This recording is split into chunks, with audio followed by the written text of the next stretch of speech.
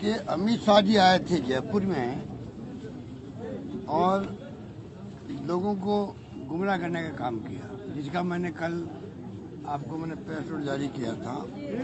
हर चीज में उन्होंने असत्य बोला है।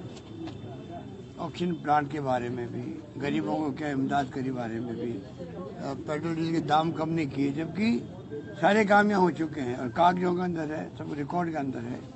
ये गृह मंत्री से उम्मीद नहीं करते हैं तो इस प्रकार से लोगों को भ्रमित करके जाए यहाँ से। बहुत दुर्भाग्यपूर्ण स्थिति थी। और जो प्रस्ताव था बीजेपी का, वो झूठ का पुलिंदा था, कुछ नहीं था उसके अंदर। ये जितने केंद्रीय मंत्री है बीजेपी के और जो ये राजस्थान के मंत्री और इनके जो भूतपूर्व मंत्री और अध्यक्ष जो भी हैं, ये तमाम लोग जो है, मैं पिछले 6 महीने से देख रहा हूँ, बिना तर्क के, बिना तथ्यों की बात करते हैं। क्या तो इनको कोई इनके पास तर्क है ही नहीं, कोई तथ्य नहीं है और अनर्गल प्रचार करते हैं। तो मैं इनको देखता हूँ कि ये लोग किस रूप में अपनी पार्टी में क्या ये लोगों को, अपने कैडर को समझाते होंगे। बिना तथ्यों के आप बोलोगे तो जनता में प्रभाव नहीं पड़ेगा, इसीलिए इनकी दुर्गति हो रही है। आप बताइए, बीजेपी जैसी पार्टी आज देश में राज कर रही है, जवान जब्त हो रही है, 30 से 14 नंबर पे आ रही है।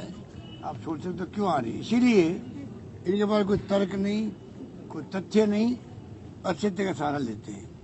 रैली हमारी बहुत शानदार तैयारी चल रही है और रैली एक ऐतिहासिक रैली होगी। सोनिया गांधी जी ने, राहुल गांधी जी ने सोच समझ के जयपुर की चुना है। महंगाई की मार हर नागरिक बढ़ रही है देश के अंदर, महिलाएं बहुत दुखी है, आम नागरिक दुखी है। ये सरकार की आर्थिक नीतियों का परिणाम है कि आज देश में महंगाई बढ़ती जा रही है। पेट्रोल डीजल दाम बढ़ते गए तो महंगाई बढ़ती गई। इसलिए मैंने कहा ये रैली जो है, एनडीए गवर्नमेंट के पतन की शुरुआत होगी और ये रैली राजस्थान में अगले चुनाव में कांग्रेस जीते उसकी शुरुआत भी होगी। इस रूप में लोगों को उत्साह नजर आता है और उस रूप में मैंने देखा है कि जो फीडबैक मिला, मैं चाहे हमारे मंत्रिमंडल के साथियों से मिला हो, कि प्रदेश कांग्रेस पदाधिकारी से मिला हो, सबका मानना है कि जनता में बहुत शानदार उत्साह है। भारी संख्या में लोग आएंगे, एक मैसेज देंगे पूरे देशवासियों को कि जयपुर की रैली एनडीए के पतन की शुरुआत की रैली करके आए हम। धन्यवाद। अमित शाह कह के गए कि हम सरकार अब नहीं गिराएंगे। अमित शाह ने तो कोशिश करके देख लिया और मैं समझता हूं कि राजस्थान की जनता को मैं धन्यवाद देना चाहूंगा। प्रदेशवासियों की एकता, उनका जुनून का मैसेज हमारे विधायकगणों तक पहुंचा था। उसका परिणाम रहा कि जो इन्होंने षड्यंत्र कर रखा था पूरे देशव्यापी, कर्नाटका के अंदर सरकार गिराई, मध्य प्रदेश में हॉर्स ट्रेडिंग करी, गुजरात में भी राज्यसभा चुनाव तक में हॉर्स ट्रेडिंग करी, राजस्थान, फिर महाराष्ट्र, फिर झारखंड, फिर छत्तीसगढ़, जो योजनाएं थी, राजस्थान के प्रदेशवासियों का जो जुनून था, प्रदेश कांग्रेस के कार्यकर्ताओं का जुनून था, एकजुटता थी और जो एमएलए ने हमारा साथ दिया जिस रूप में, चाहे वो इंडिपेंडेंट हो और चाहे वो बीएसपी का आए हुए लोग साथी हो और चाहे हमारे अपना खुद भी क्यों नहीं हो। बीजेपी का षड्यंत्र था जो नॉर्थ ब्लॉक में बैठ के बनाया गया था अमित शाह जी के ऑफिस के अंदर, आज धर्मेंद्र प्रधान के घर के अंदर बनाया गया था और जो लोग उनके साथी संगी थे जिन्होंने सारी व्यवस्थाएं करी थी, उन सब की पोल खुल गई और सरकार का बचना राजस्थान वासियों के लिए सुकून की बात है ही है। पूरे मुल्क में कोई चर्चा होती है तो राजस्थान के उस क्राइसिस को जिस रूप में यहाँ पर फेल किया गया, उसकी चर्चा होती है देश के अंदर। और मैं समझता हूँ कि आने वाले वक्त में राजस्थान जो इतिहास बनाया है वो लोकतंत्र को बचाने का काम आएगा। जिस रूप में लोकतंत्र की हत्या कर रहे थे लोग, संविधान की ध्वजा उड़ा रहे थे, राजस्थान की जनता ने, राजस्थान के हमारे चुने हुए विधायकों ने एनडीए गवर्नमेंट को, उनके गृह मंत्री को, उनके अन्य मंत्रियों को जो षड्यंत्र में शामिल थे, उसमें एक तो राजस्थान के थे जिनकी आवाज तो टैप में आई थी। उल्टा चोर कोतवाल को डांटे। उन्हें लोकेश शर्मा जो हमारा ओएसडी है उस पर मुकदमा कर दिया दिल्ली के अंदर। आप बताइए, इनकी सोच देखिए आप, किस रूप में ये नेता बन गए, केंद्रीय मंत्री बन गए।